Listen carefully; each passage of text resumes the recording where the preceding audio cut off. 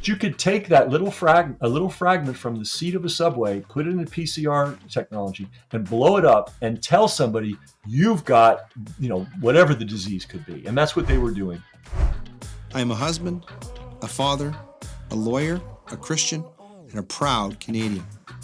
I started this series because it was clear that our nation needs truth. Not just another biased narrative, but real information of substance. We need access to facts and the freedom to think for ourselves. I'm Leighton Grey, and this is Grey Matter. Hello, everyone. Welcome to another episode of Grey Matter. Well, anyone who lived through the COVID-19 pandemic recalls these campy, somewhat comical, even absurd videos of nurses and healthcare workers dancing around in sort of choreographed ways on videos that were published and broadcast all over social media and the like. But that sort of belies a deeper story that we're going to hear about today. Our guest is an American author named Ken McCarthy, who has written two really astonishing books about the COVID-19 pandemic, the truth about it. The first book that he wrote is called Fauci's First Fraud, and the most recent book is called What the Nurses Saw. Welcome to the program today, Ken. It's great to have you on Grey Matter as our special guest today. Oh, great. Thanks for having me. All right. So before we dive in and introduce our guest properly and talk about these incredible books, as we always do, we're going to go to our framing aphorisms. The first one is from Dr. Fauci, who has said a lot of things publicly, as you know, but these two are particularly heinous. One is he was quoted as saying, "It is an indescribable experience knowing that what you are doing will have an impact on the lives of millions of people." I would have added the lives and deaths of millions of people if I were rewriting that one. The second one, also from Dr. Fauci, who calls himself the science, nay, the truth. He said, "I think you can trust me with a track record of telling the truth." I had a hard time keeping a straight face when I went through that one, folks. Next, Robert F. Kennedy Jr., who wrote another incredible book, which our guest today was quoted many times in, called The Real Anthony Fauci. He said this: "The first sign of tyranny is government's complicity in privatizing the commons for private gain." Well, who do we have on the show today? Well, Ken McCarthy, a very interesting background. We're going to get him to talk about this, sort of his origin story, but he's a seminal pioneer, both of the commercial internet and citizen journalism. Time magazine credits him with being the first person to recognize and articulate the importance of the click-through rate as a key metric for making the internet commercially viable. Obviously revolutionary. 25 years ago, or a bit more than that, in 1997, he launched the first news blog ever, a detailed account of an election fraud investigation in San Francisco as it unfolded, kind of a harbinger of things to come.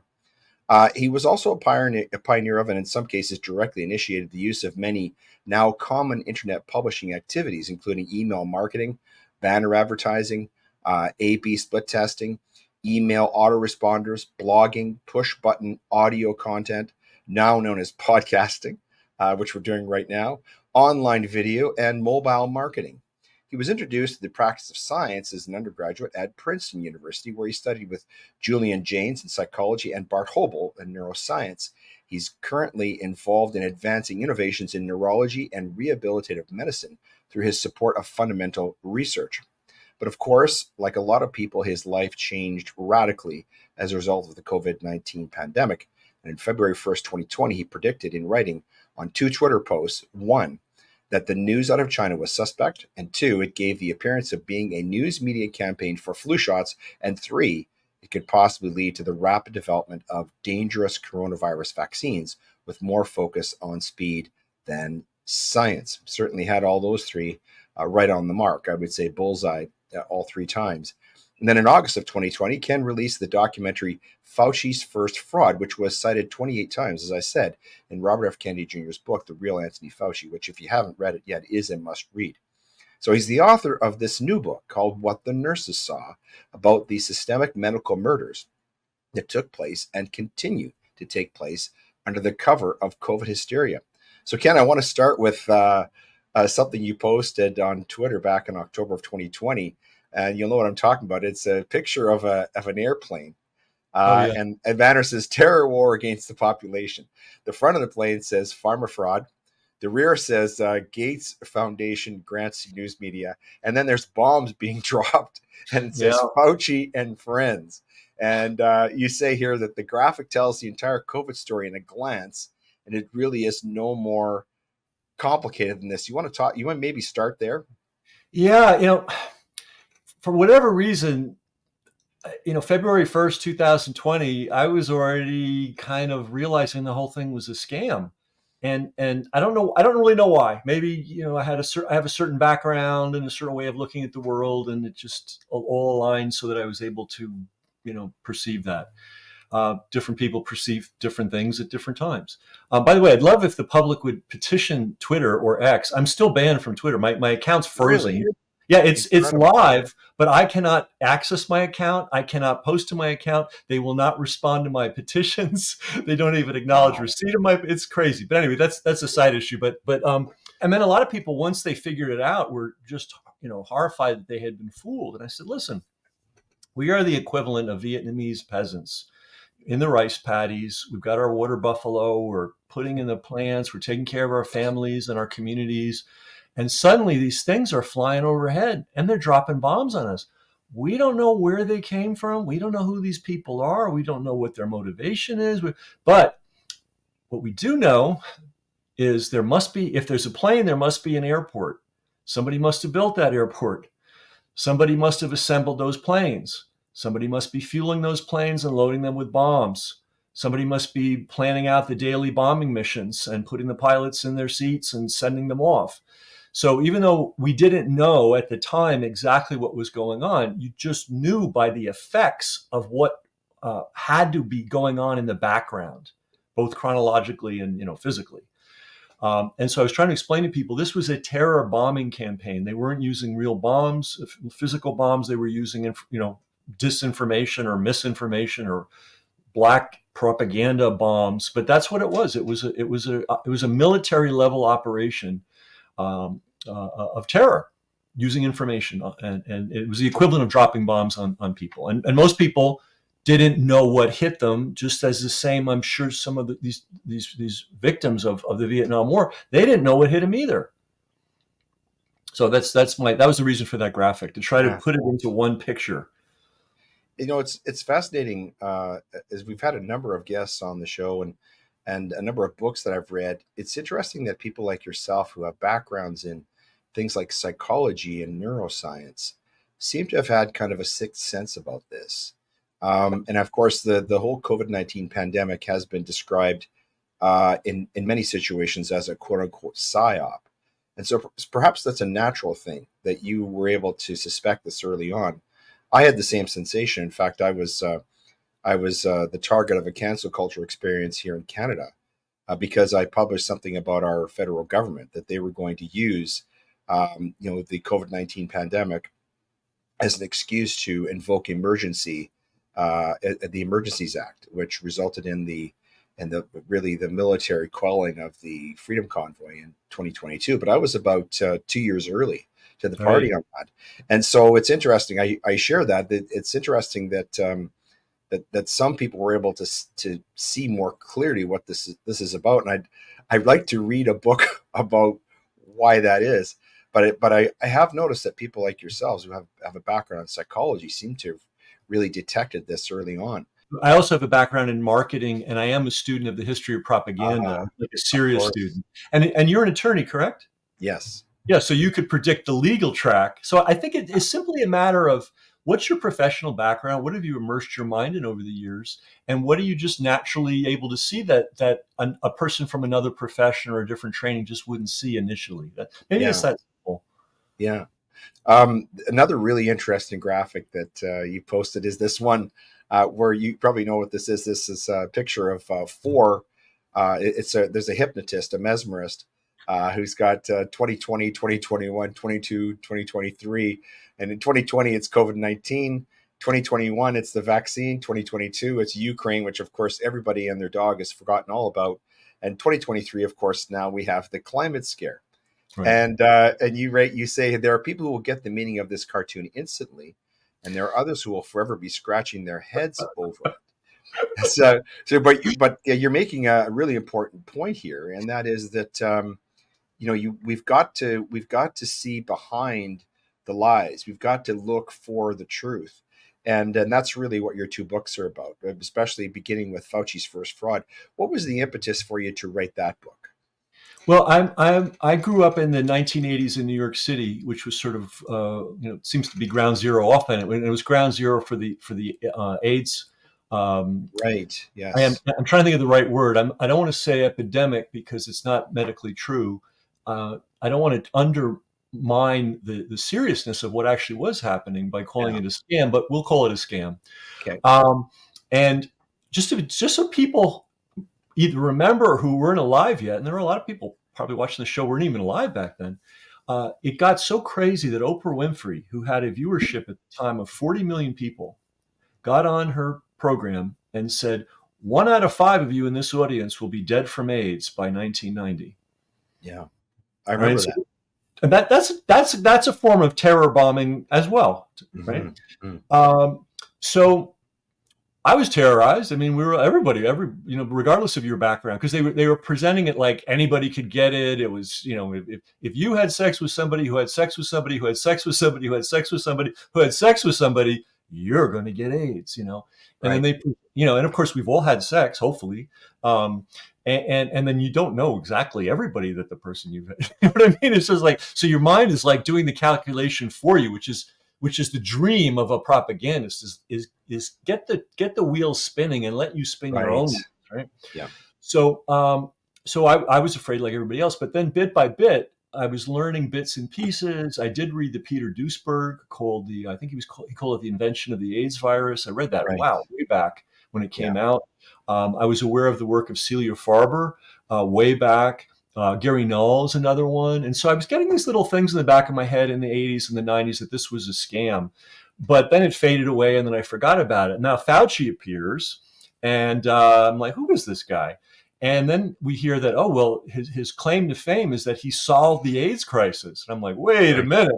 So I went on a deep dive, piles and piles and piles of stuff. And then I really got into the AIDS fraud, we'll call it. Yeah.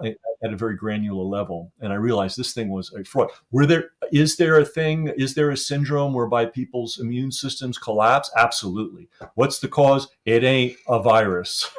It's a whole, it's a bunch of other stuff that people do. Some people abuse their bodies. For instance, the AIDS, the classic AIDS symptoms were known 100 years ago, and they first appeared in intravenous drug users. Okay. Right. Why? Because they were just slamming their immune system several times a day, every day of the week. The next group that developed these kind of problems at a young age, because you sometimes see these problems at an old age or somebody that's been sick for a long, long time. It is shocking to see it in a young person. The other group, there was, a blossoming, a flowering, or whatever of gay rights and gay self-expression. And that happened in the 70s. And, people that don't know, it used to be illegal. It was a jailable offense to be a homosexual. People have gone to prison for it. So that cruelty and that senselessness was removed. And like there were many rights movements, women's rights, black rights, gay rights, people, there's like, let's assert ourselves. As young men do, apparently, well, not apparently, we know this because we have the documents. And actually, I can't think of the guy's name offhand, but he's a famous, he was a playwright, but he was also a gay activist, very, very loud, he wrote a book in the 70s before the AIDS crisis hit, where he was documenting what the lifestyle was of a small segment of the male homosexual community, mostly young men. And, young men are crazy. And there's a beautiful balance in heterosexuality. You have man here, you have women here. Men are just out of their minds. Women are a little more generally, in general, these are generalities, are a little more like, wait a minute, hang on, let's slow it down a little bit. What happens when you get young men and young men? I mean, there's no limit. There's no And consequences. I mean, a young woman, the you don't, consequences you of don't have to worry, you intercourse don't have to are worry about obviously higher, right? Yeah, yeah, yeah. And whereas women give some thought to their reputation, and I can't be seen as the it's not an issue for us. We just don't have any sense when we're younger. So you had that with the immersion of the gay rights movement, and then you had the explosion of gay bathhouses and gay cinema and gay this and gay that, and a small percent, and every population has it: heterosexuals, homosexuals, white, black, Chinese, whatever. Every group of human beings you can think of has a small percentage of people that overdo it. And there was a small percentage of people in the male homosexual community that really overdid it. Out every night, multiple different kinds of drugs, as many sex partners as they could possibly have, not even knowing who was who. Um, and this caused a lot of sexually transmitted disease. right. And so it was not uncommon for the people. Again, I want to stress a small percentage of a larger group who would catch a sexually transmitted disease 3, 4, 5, 6, 7 times a year, which would all be treated with penicillin, which of course we know, and other antibiotics. A wonderful invention, but something that you don't want to take a lot of if you don't have to. Right. It became so crazy among this tiny subgroup that they were taking these kind of drugs prophylactically. So you do a bump of speed, you smoke a joint, and then you take some antibiotics, and then you go to the club, and then you would almost invariably sniff something called poppers. Mm. What is popper? It's amyl nitrate. It's a thing that literally you break. Let's say somebody's having a heart attack and you want to open all their blood vessels quickly. You break it. They smell it. And hopefully you've saved their life. Well, it also gives a rush. It also, and I don't want to get graphic here, but it makes certain sexual acts a little bit easier to do. Okay. So this was something that you saw used heavily in that particular community among that subgroup. So much so that if you went to a bar, and this is all in the film, they'd have the different drinks, but they would also have the different brands of poppers. Okay. Mm. Guys would come to the club with poppers and a necklace around their neck, and while they were dancing, they'd break one off, snort it, and keep dancing. We actually had that in the film, like actual documentary footage of that. And this was a money machine. This was half a cent worth of chemicals being sold for $5. And there was actually a guy in Indianapolis who made hundreds of millions of dollars, literally. And they they were this chief funder of all the gay rights magazines at the time, The Advocate. All right. So you had, and okay, now why does it matter? This drug is a known carcinogen. It's not something that you want to take a lot. If you're about to die of a heart attack, all right, take a shot of it. Don't take 10 shots of it every night, 6 nights a week for years on end. So where did the cancers appear in the original cohort of so-called AIDS victims? In the nasal passages and the lungs. Mm. Are we shocked? It was a fungal disease in the lungs, and then a kind of a skin cancer, which normally appears on the outside of your skin. Mediterranean men who are in their 80s get it. Well, suddenly young men were getting it in the interior of their nose and in their throat, and they called it a brand new disease caused by a virus. Now, they knew damn well that these drugs were being used massively, and they knew exactly what the drugs did clinically and how dangerous they were. And what they did with the science, they had all the information about how dangerous this substance was, and the fact that this was a prevalent, heavily used drug among a certain group of people, and they kept a wall between them. Mm. And we have quotes of Fauci constantly saying, young, otherwise healthy men. Well, they weren't strictly young. The original cohort were in their mid-30s, so they'd had a good 15 years to wreck their health by severe drug abuse and other activities, right? And they definitely weren't healthy. You can't call. So they were presenting to the world that this healthy young man, he's just walking down the street, and AIDS, virus falls on his head, and suddenly he's got this dread disease. That's not how people got AIDS. Then the next round of people that quote got AIDS were the people that were given AZT. And AZT was a drug banned for human use because it was a carcinogen and a mutagen. It was known to be toxic and dangerous. And by some kind of legal because the lawyers are involved in all this, legerdemain, it got turned into an acceptable drug to fight the scourge of AIDS. It was an emergency. We needed a cure. There was no cure. Somehow, by some mumbo jumbo scientific fraud, AZT was demonstrated to help with AIDS. Well, there's one, he's passed away now, very recently, actually, John Lorston, and Harvard trained statistician, gay activist for 40 years, one of the first so-called AIDS dissidents. And he estimates that at least a minimum of 300,000 gay men alone were killed by AZT. Oh, And of course, yeah, I mean, a big number. And he's a sober-minded guy. And he devoted his life to this study, and not homophobic, obviously. His motivation, he was very, very upfront about it. His motivation was to save the lives of gay men. Now, his research also pointed out that this AZT, which was being exported to Africa, was being, in Africa's bizarre situation. Like if we have a fever and we lose some weight, maybe have diarrhea for a while and get over it, no problem. If you have that in Africa, you might be called an AIDS patient and you might be given AZT. And they were giving AZT to pregnant women, giving AZT to brand newborn babies. They were doing that in this country. Interestingly enough, they tend to focus on the poor and the downtrodden, African American people in low income areas who had trouble accessing healthcare, because we have a commercial healthcare system, which is a good idea, and it could be humanized a bit. But in any event, we have that. And if you can't pay, you don't get any kind of service at all. So if you want service, you have to go to the state. And the state said, oh, you're a pregnant woman. You got to take an AIDS test. Oh, you've got AIDS. Well, the test proved no such thing. And the inventor of the core technology of the test, not the AIDS test, but the technology that was bastardized to prove people had AIDS, Kary Mullis, happened to win the Nobel Prize for chemistry for this very invention, PCR.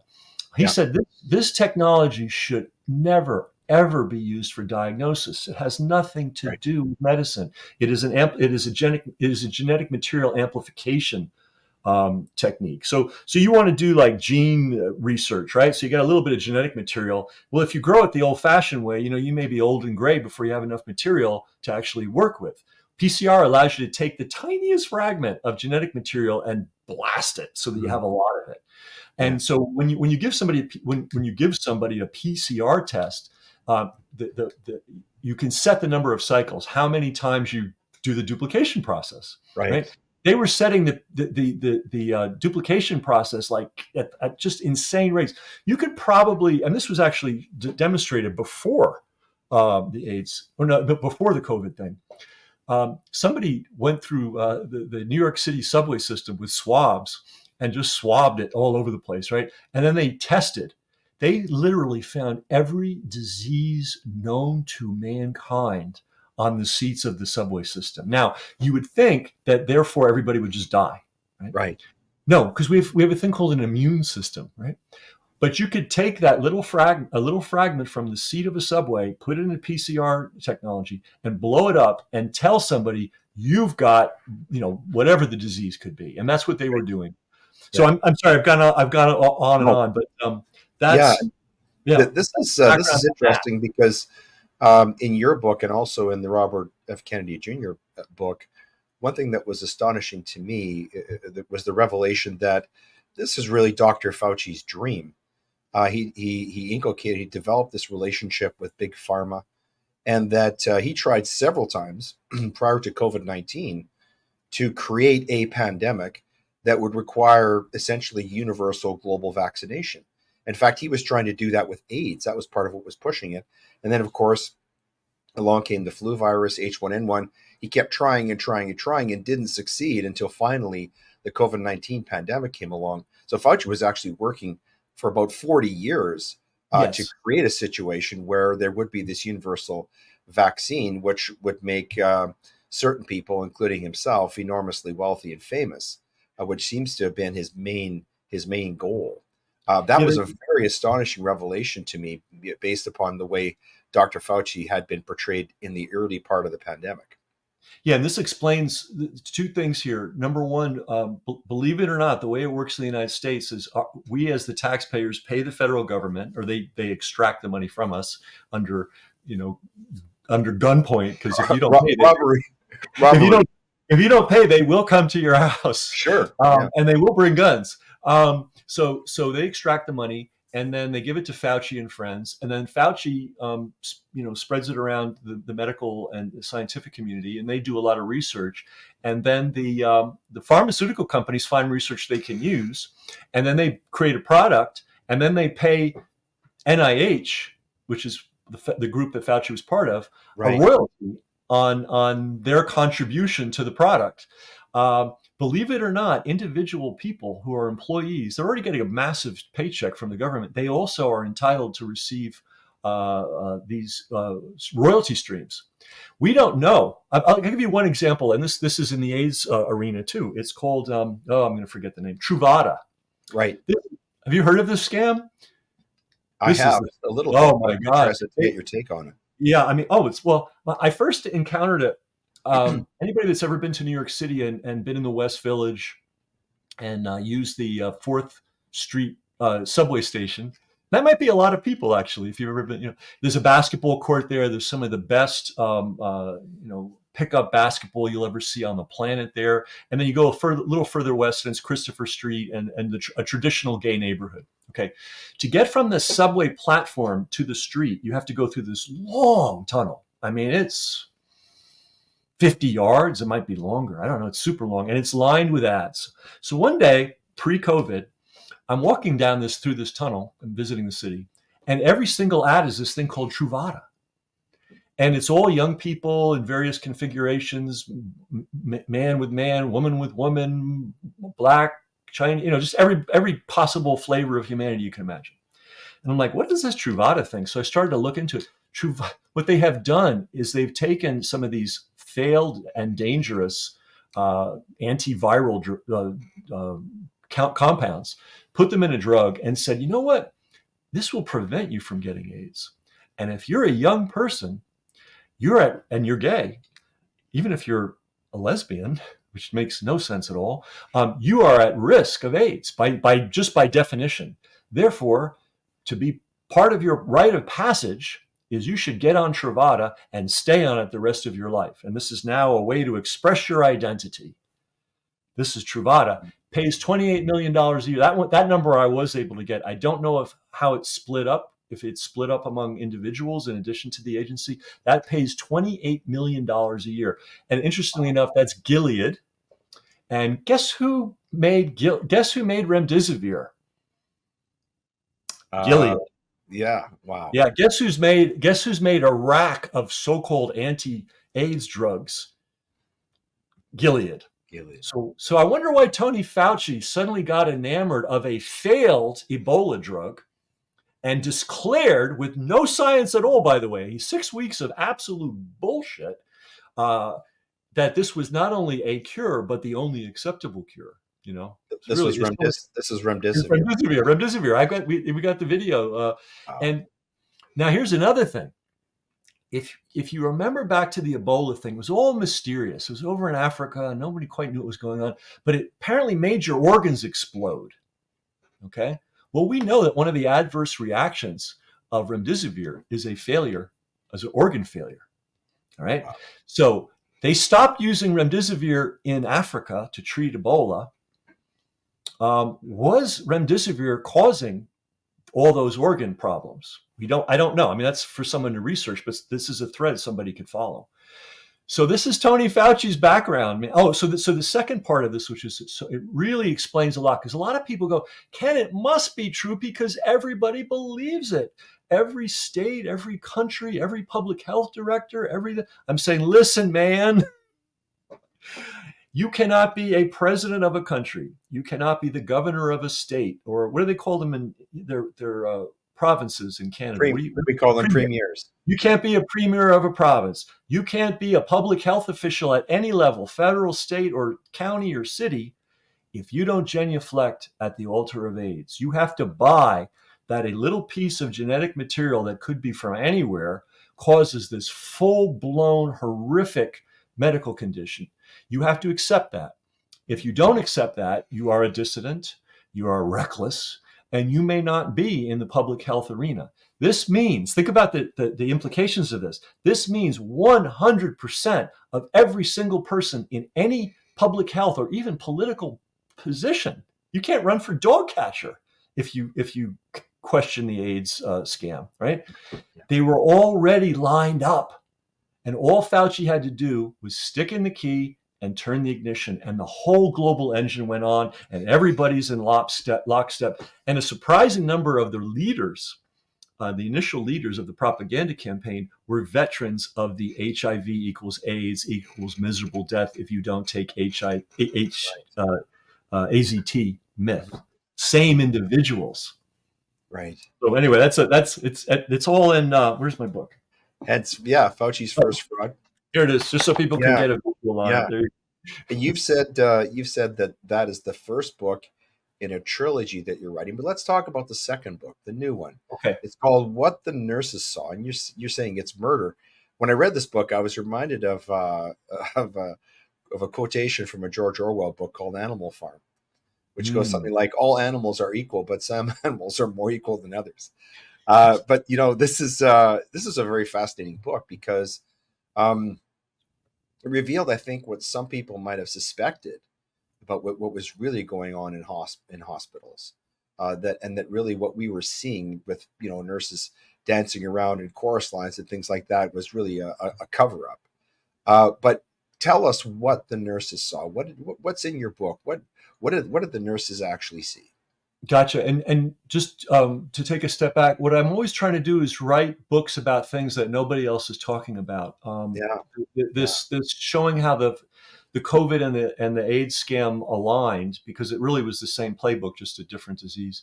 Right. That film I made in 2020, and I was a pretty significant contributor to the Kennedy book, not only in the volume of footnotes, but the direction. If you notice, that book has 5 chapters on AIDS. It didn't start out that way. And Right. He does attribute that to me and Celia Farber. So this is another. Just show you this. You can see that it's a series because they look alike. Yeah. This is another topic that's been completely missed. We know that the masks were a fraud, and everybody's no sane person is wearing a mask anymore. The schools and the churches and the businesses and the cultural venues, they're all open again. I think hopefully down here, at least, I'm sure it's in Canada too, most people realize the vaccines were utter nonsense. They're realizing it now, a little too late. So all that, it seems like the coast is clear. We missed the big, the elephant in the room. And going back to the bombing analogy, when you're being shot at from all directions, when mortar rounds are falling all over the place, when bombs are being dropped on the sky, you may miss important things. Right. And what we missed is it looks like the hospitals were killing people, flat out, straight out killing people. We Really? did get, oh yeah. And I'm going to go into depending on how much time, I can spell the whole thing out from beginning to end. We did get a kind of an early warning from a handful, and not even, it doesn't even amount to a handful, like a sub handful of nurses. One of the ones, we call her Nurse Erin because she has a long Slavic name. No, I just don't know the Slavic language. So when somebody has one of those names, I'm like, how do you pronounce that? But her name's Erin. And she was one of the very first to come out and say, we're just flat out killing people. In fact, she's one of the quotes in the front of the book. This is a knowledgeable nurse. She had been literally an infantry veteran in Iraq and then became a nurse. So this is not someone given to flights of fancy. This is somebody that, sees what she sees and calls it as she calls it. So those interviews came out. Erin did quite a bit. She wrote a book that got published very quickly called Undercover Nurse about her particular experience in the New York City hospitals as a contractor. And then the story disappeared. And I was kind of waiting. Okay, surely I don't think of myself as a journalist, by the way. I am an author by definition because I've written books, but Yeah. I'm not wanting to be that. I'm wanting to be something else right now, But I thought, surely somebody's going to, write a long article or do a book on this, this at least interesting phenomenon. Right. 2020 came, nothing. 21, nothing. 22, nothing. We're halfway through 23, and I'm like, is nobody going to talk about this? So I called Aaron and I said, hey, can you hook me up with some other nurses? And so we ended up, I believe, with 8 nurses and a respiratory therapist, which is a very important position, which we could talk about. It takes 4 years of training in important witness, let's put it this way. And then I found this great researcher. She's part of a group in the state of Tennessee here in the United States who tracked every nickel and dime and how this thing was financially wired to benefit the hospitals. So that's how the book came to be. And we put it out. And what happened, so interesting how the world works. So 2 days after the book comes out, a friend of mine in Minnesota, he was a student of mine originally in marketing way back in the late 90s. And then he started a resistance group in Minnesota called Masks Off Minnesota. Great organization, true, authentic, local grassroots, no nonsense people who get it done on the local level. We're, by the way, which is where this has to happen. We cannot wait for a knight in shining armor on a white horse to come and save us. Right. It's never, ever, ever going to happen. It's the local groups that are going to make it happen. So he said, hey, Ken, we're doing a meeting with the families of victims of the hospitals. And I'm like, holy smokes. I kind of, in the abstract, knew these people existed, but I was focused on the testimony of the nurses. And so I sat through this meeting, 2 hours worth, one family member after another, after another, after another, after another. And I sat through it. And when it was over, I got up and I threw up. And I'm not exaggerating. And I have a pretty strong stomach. The stories are that grim and that gruesome. And that made me start to think, wow, how many people did they actually kill? And I kind of talked about it a little bit in the book, but I never really sat down and did the numbers. And here's how the numbers work out. In the United States, over 1 million were said to have died of AIDS. Now, we know how much fraud there is there, but we'll take their number. Yeah. I think it's something like 1 million. I have the number here, something like 1.15 million. Great. And that's their number. And they say they died of AIDS. All right, we'll accept it. We know all the chicanery there. A guy comes in. I mean, literally, the guy's shot to death, or they're bleeding to death. They give him this AIDS, AIDS, COVID, COVID, they give him, whatever the virus. I have a T-shirt that says "Virus of the Month Club" that I like to wear to make people crazy. But anyway, this literally happened. We're not even exaggerating. They swabbed a guy that was in the process of dying of a gunshot wound. They found he was, quote, positive for COVID, and they declared it COVID death. And they did that way more than once. But that's another issue. We'll accept their number of 1.2 million. The other number, that's their own number, is over 92% of these people died in the United States, died in a hospital or some other kind of medical facility. Did you say 92%? 92%. Wow.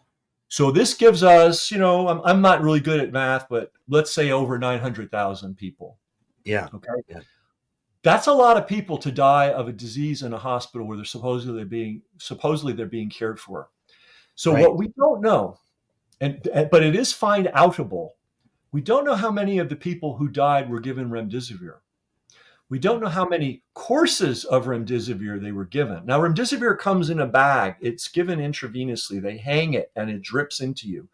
And there was a financial incentive, not just to give somebody one bag of remdesivir, but to give them a course of remdesivir, multiple bags.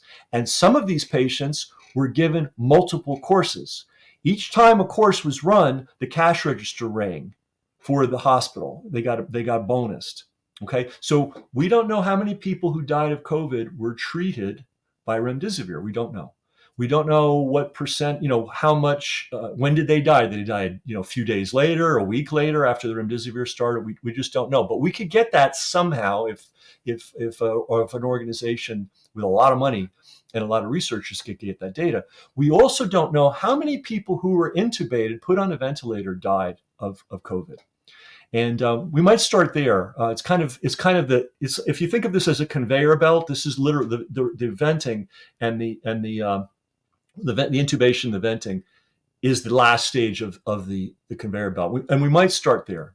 Yeah. And I have in my book a respiratory therapist. This is a 4-year academic training with all the practical training. This guy had 23 years of stellar record. So this is someone that knows his business. And one of the things he said to me is, look, we do not put people on ventilators unless it's a last resort, because it is an extreme thing. Now, if you're going to cut somebody open in an operation, you're going to need to vent them. Okay. If somebody's had a catastrophic, let's say car wreck, and they're not able to breathe for themselves because the shock to their body is so strong, you may need to breathe for them with the venting process. Otherwise, you don't do it. Right. In the world of COVID, they were venting everybody they could get their hands on. And Nurse Erin, who worked in the New York hospital, said literally as soon as one person died on the vent, they'd clean the thing off and get another person on right away. Yeah. Okay. So people need to know what venting is, and I go into detail into it in the book. Okay. Venting is, they call the slang for it in hospitals is the garden hose. They take something that is approximately like a garden hose and they put it down your throat right into your lungs. Okay. Then they put a feeding tube that goes right into your stomach. Okay. That's the first danger. People have died from that procedure alone, and a lot of people died from that procedure during COVID. Okay. Because there's so many dimensions to this story. By magic, a law appeared that said, you know how we used to screen doctors from foreign countries who move to our country and want to practice medicine? I mean, if you could be the most esteemed German, surgeon, right, trained in Vienna or wherever, if you moved to the United States, you qualify to mop floors until you jump through 10,000 hoops. During COVID, they said, hey. That's exactly what happened. That's exactly what happened to Dr. Jay Bhattacharya's father. He was a rocket scientist in India. Really? Yeah, and moved to California and had to do menial jobs. He eventually worked him. He did. Yeah. But you're exactly right. He came from India, was a very top scientist, off the charts brilliant, just like absolutely, Jay. Yeah. Absolutely no respect for the qualification of a physician but so what they did was they said, hey, look, that law's gone. If you can get on a plane and get to America, we're going to pay you. Now let's talk about the pay. The contract nurses in the New York City hospitals were getting $10,000 a week. Yeah. And one of the stats in the book that was really shocking is this one. On a pure dollar and cents level, one of every $5 spent in the U.S. is spent on the products of the medical services industry, and is one of every three tax dollars. That was mind blowing to hear that. Yeah, we and especially when you look at the statistics of the United States, we barely rank as a developed country for our health outcomes. There are third world countries. Canada's worse. Our metrics are worse. Yeah. Even worse? Oh my God! Yes.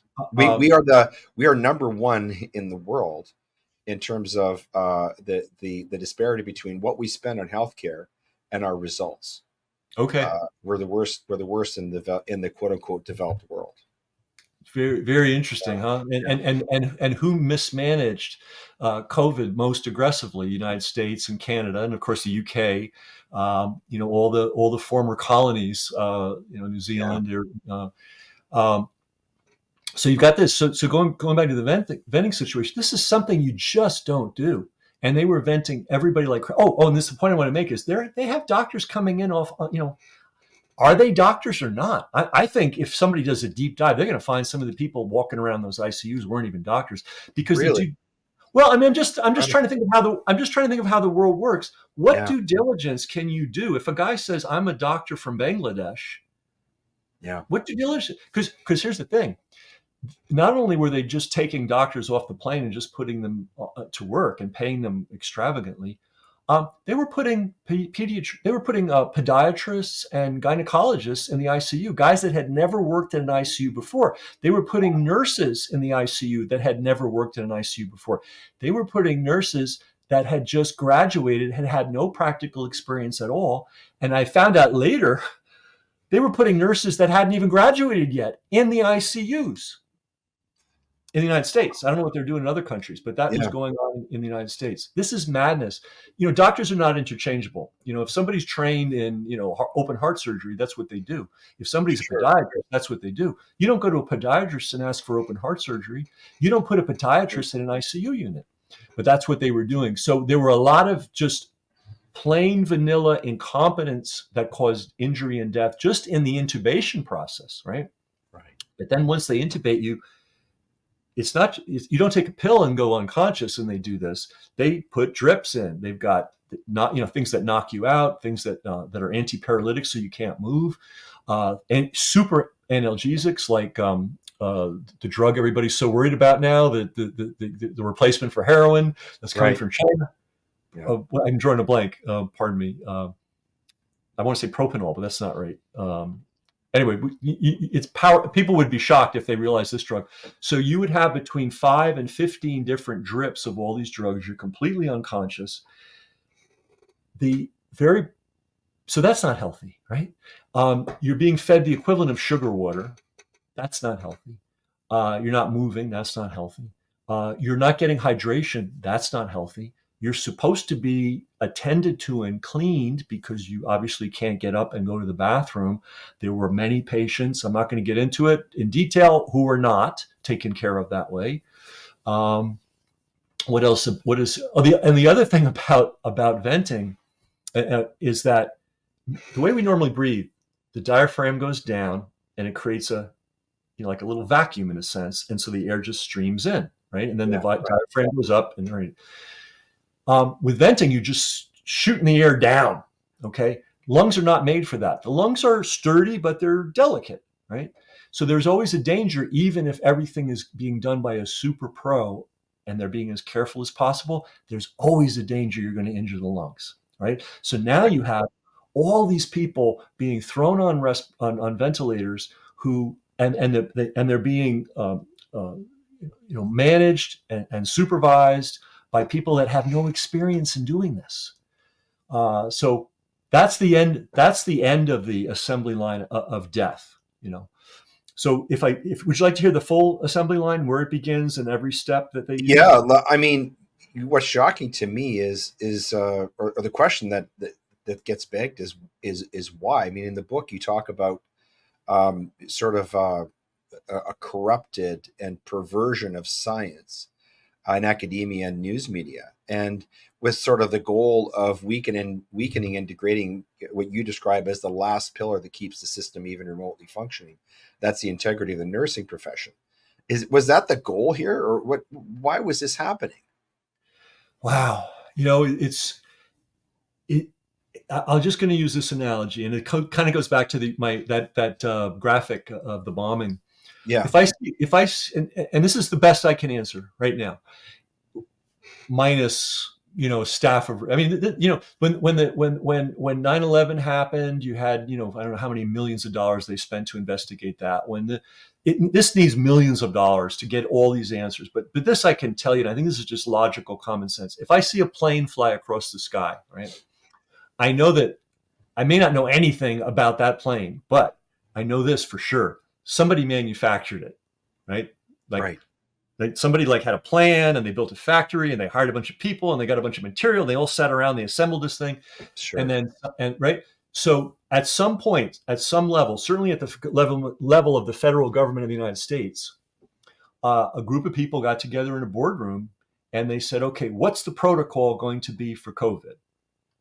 And they literally concocted a protocol, which once I explain it in detail, that almost guarantees the death of anybody that got onto that assembly line. So I don't know. I know the federal government was involved in our country. I don't know the individuals. I'd love to know. Oh my God! I mean, remember that thing, the Wannsee Convention, where the Nazis got together? Yeah. We need. Yeah, we need something like that right now. We don't want to find out about this, 5 decades later. I want to know who was in the room and who did what. Now, the fact that it hit all the different nations, well, different nations did different things. But there might have been one other level on top, might have been the World Health Organization that gave the impetus. But the U.S. and I don't know all the details about Canada, though we did interview 2 Canadian nurses. I'm a little more up on the U.S. details. Mhm. But clearly in the U.S., I can say conclusively, they used a ridiculously aggressive protocol that was, like I said, just pretty. Once I describe it, listeners can make up their own minds. But my Sure. estimate is, if I wanted to kill somebody, this is what I do to them. Wow. So here's the conveyor belt. Okay. So first of all, you're being bombed every day by terror messages telling you that if you get a sniffle, you probably have COVID and there's no cure and you're going to die. Okay? And there's no treatment, right? So that doesn't help people's health. We have people that have respiratory distress. That's life. Like, that's a lot of people every year, all the time. And so now you have somebody at home, they've got some respiratory distress, they've heard about this COVID thing, they're scared out of their mind, and maybe the distress is really serious, so serious they feel the need for medical intervention. So they go to the hospital. They're given a COVID test. Now, the COVID tests in the United States were distributed for free to the hospitals.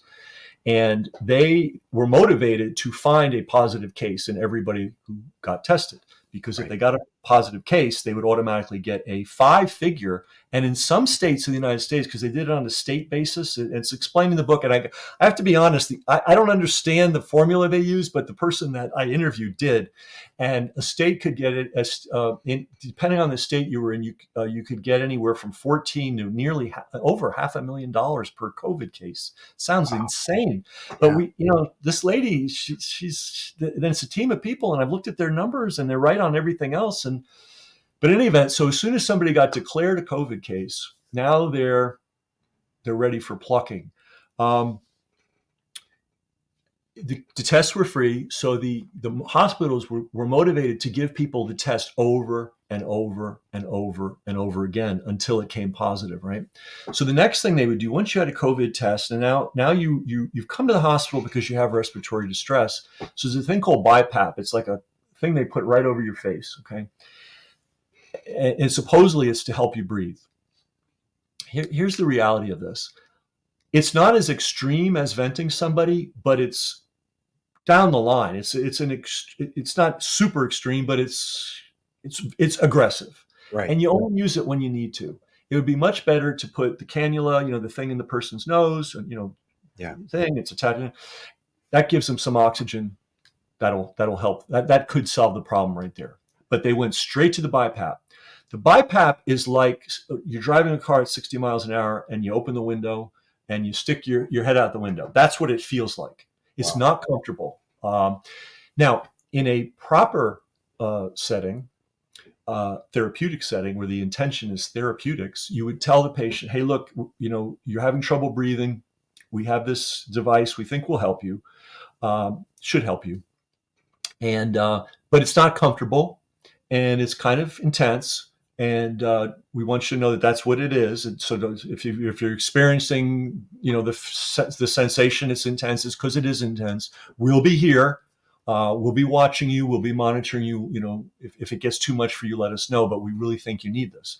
That's the way you would normally do this. During COVID, boom, on your face.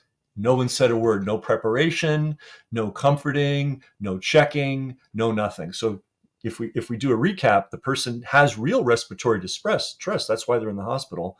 They're terrified because of the COVID hysteria that's been fomented. Now this thing's been slapped on them. Nobody's prepared them for how uncomfortable it's going to be, and they start to freak out. And now they're written down as patient is agitated. Okay, now these words count for a lot in a medical setting. Now the doctor says, you seem a little agitated. Would you like something to help you relax? Right? Now you're given your first in what could be, for many patients, was a series of psychoactive drugs, sedatives, largely, right?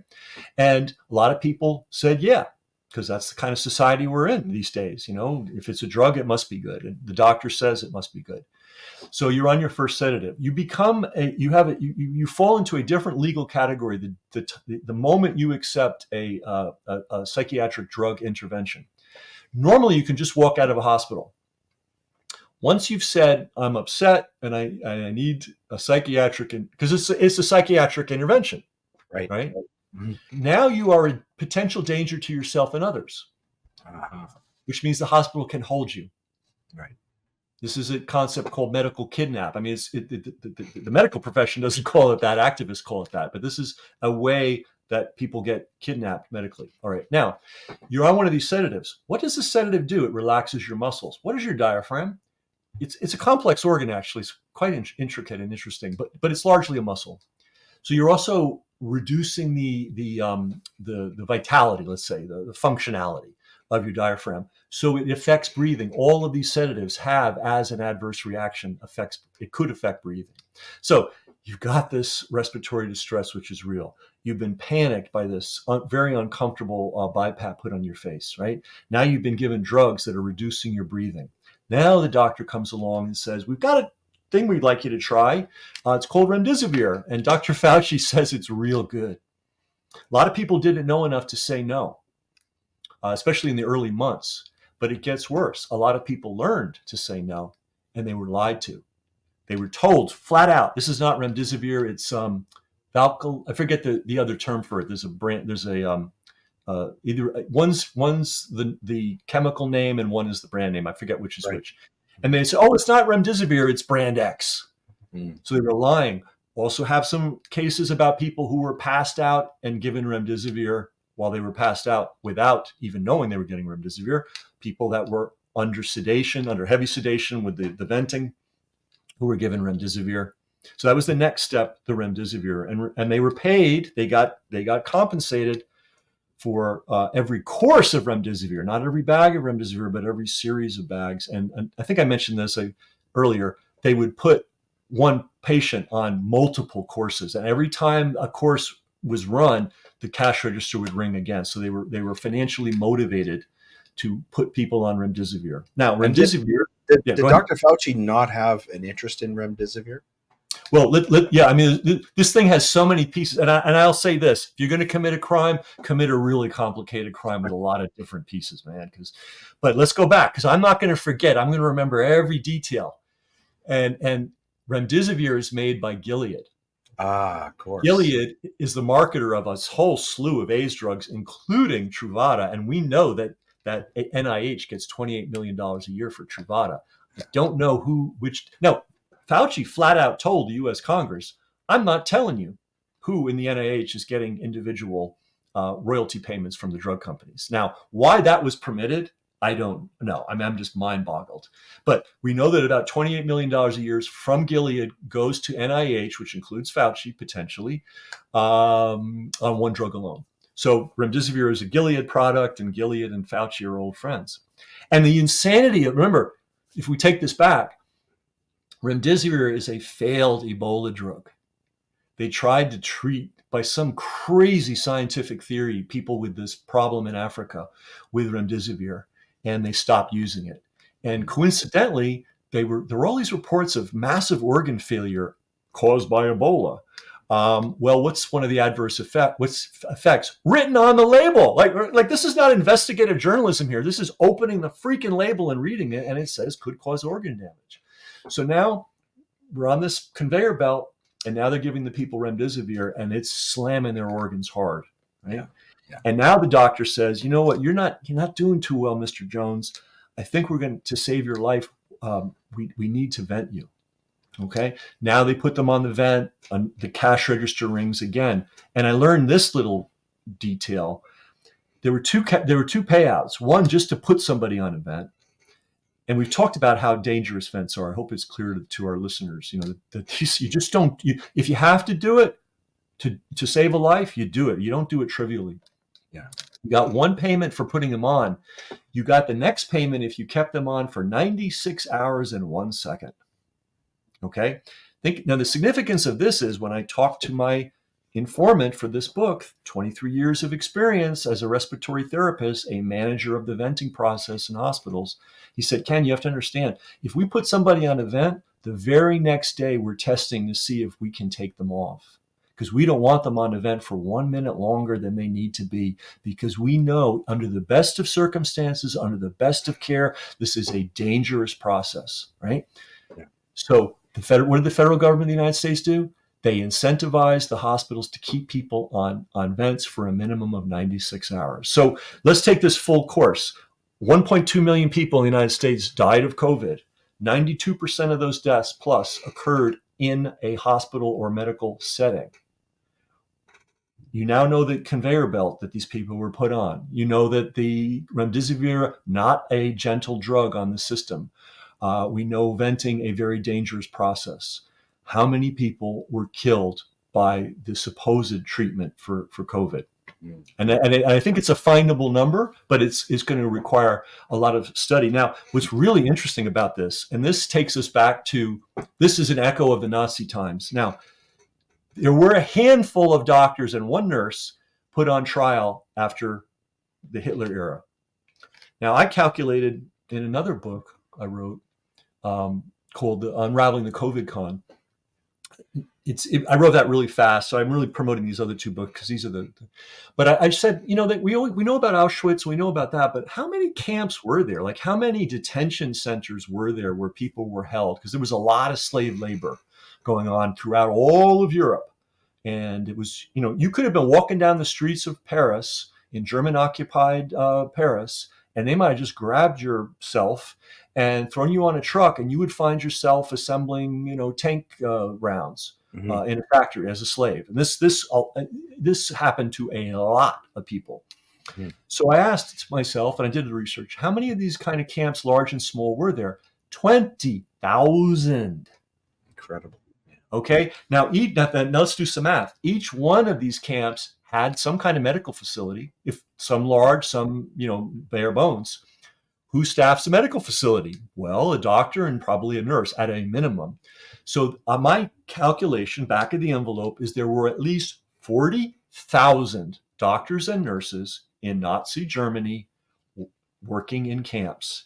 Now, why is this significant? They did treat the patients because they wanted them to work. And so somebody comes in and they're sick. If they found that patient was, this guy's we're not going to be able to put him back on the line, lethal injection. Right. Okay, not everybody was killed in a gas chamber. A lot of people were killed with lethal injections administered by who? Doctors and nurses. Take this history a little deeper. One of the first things the Nazis did when they came to power was, for some reason, they needed to know who every Jewish person was. They wanted to know.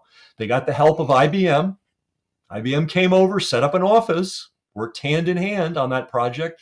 Watson, I think he was either the founder or the son of the founder, got the German Medal of Honor directly from Hitler for the great work he did.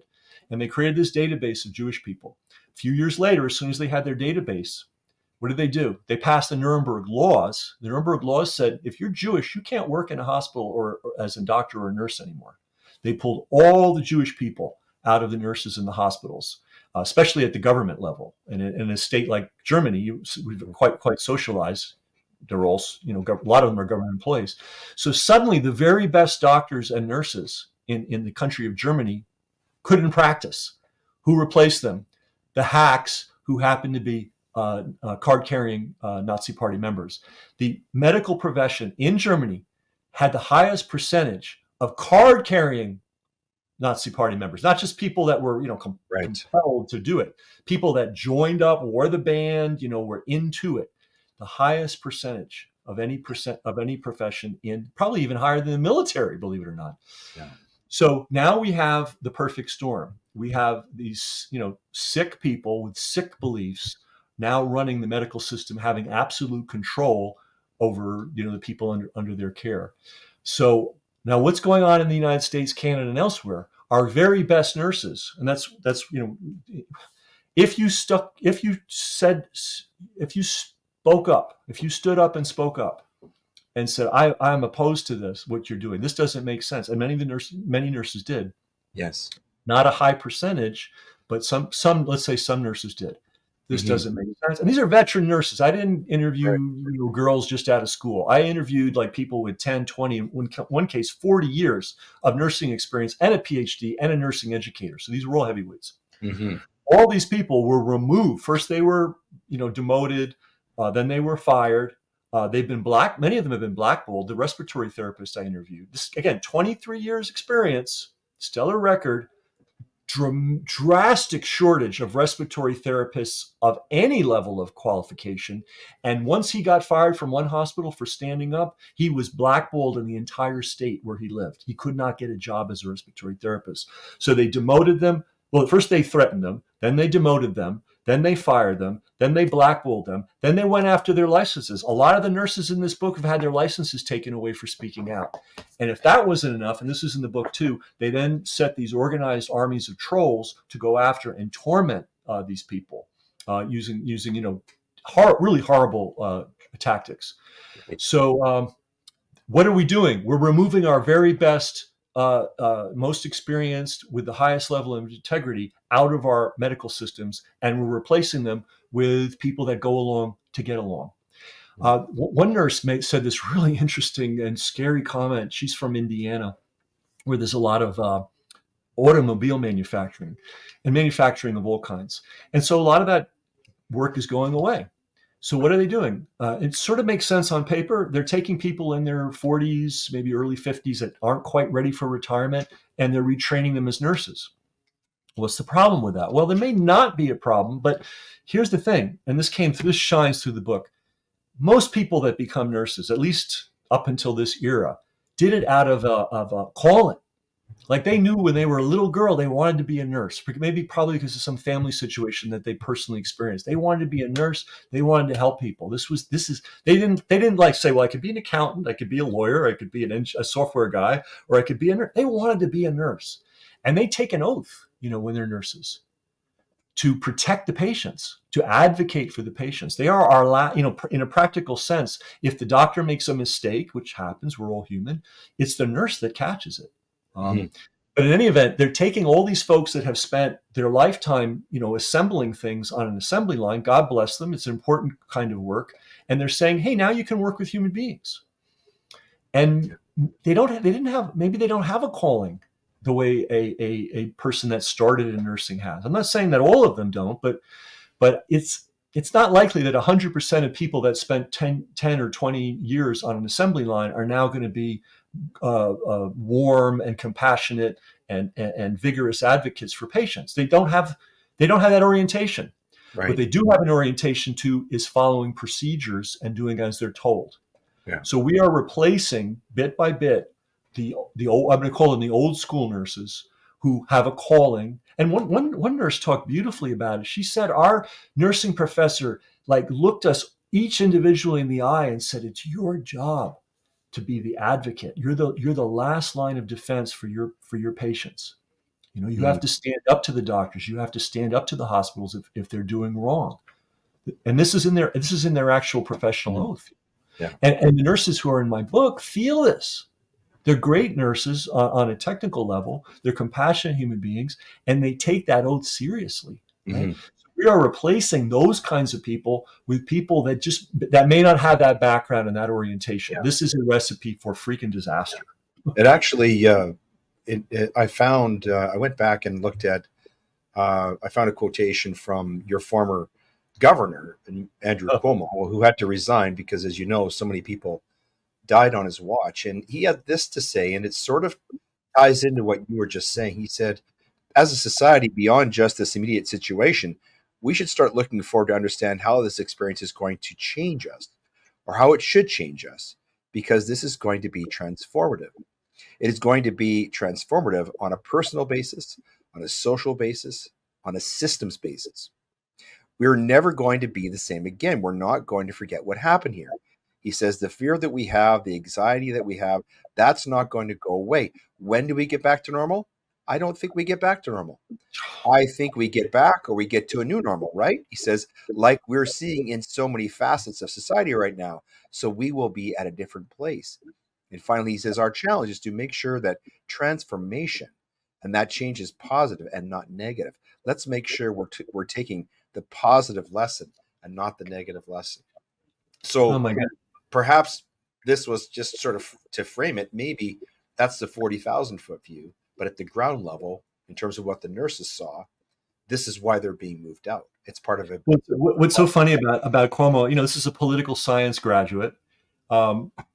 lawyer. No offense to lawyers, but that's a certain kind of training. It's not a science training. Yeah. It's not a medical training, right? Yeah. And here he is spouting all these things. What's really interesting is the head of public health for New York State, who was probably whispering all this into his ears, was a physician, pediatric cardiologist, and an anesthesiologist as well. Right. But didn't practice medicine. Spent 80% of his time in very political positions. For instance, a member of the Council on Foreign Relations, right? And so he spent all his time doing medical policy at an international global level. And suddenly he's the guy whispering into the ear of this knucklehead thug, Andrew Cuomo. That's probably the picture of how it worked. You had these governors who didn't know anything, they just showboat. I mean, he would wear his flak jacket or his flight jacket, and I mean, it was so absurd. And that was multiple. Yeah, I'm sure they happened in Canada too. In our local county, same thing. This guy felt the need, and I just have to shout this out. Pat Ryan, now congressman in the United States, was a county executive of Ulster County here in New York State. His background: intelligence officer during the Iraq War, devising computer systems to track the population. His demo that he's a real businessman, taking that very software and selling it to police departments in the United States. And next thing you know, he's county executive, and he's leading the "you must get vaccinated or else" crusade. And now he's a congressman. I mean, it's interesting. Well, we could certainly go on and on and on, and I'm sure you will go on and write the third book. But by way of wrapping up, this has been just a really illuminating conversation, as I knew it would be. I want to remind people about the two books that are being added to our reading list today that were written by our guest, Ken McCarthy. The first is Fauci's First Fraud, the Foundation of Medical Totalitarianism in America. He's talked about that today. He calls it medical system corruption. This book really is a must read, and it was quoted substantially. And there also is a documentary film of the same name that is very worthwhile watching. And then, of course, the most recent book, the one that Ken has recently published and is promoting now, which is called What the Nurses Saw. And this is an investigation into systemic medical murders that took place in hospitals during the COVID panic and the nurses who fought back. So I want to thank our guest, Ken, for being with us today. I've read both of these books. I highly recommend them. And I hope that people will buy them because it's very important for people to understand what happened to us, what was done to us during the COVID-19 pandemic, and that this is still happening. This is not over. And so, Ken, I want to thank you very much for being with us today. And honestly, looking forward to reading the third book in the trilogy. Thank you so much. And if people go to whatthenursessaw.com, we have a lot of follow-up material and action material. So it's not just, despair. It's, okay, now here's what we're going to do. Right. Fantastic. That's what we need. People are so much more empowered when they can take action. It's one thing to know what's wrong, to identify the problem, but to be able to be given a prescription of something that a person can do, that oftentimes makes such a huge difference, doesn't it? Yep. And thank you so much for this show and for having me on. And I really appreciate it. Thank you, Ken.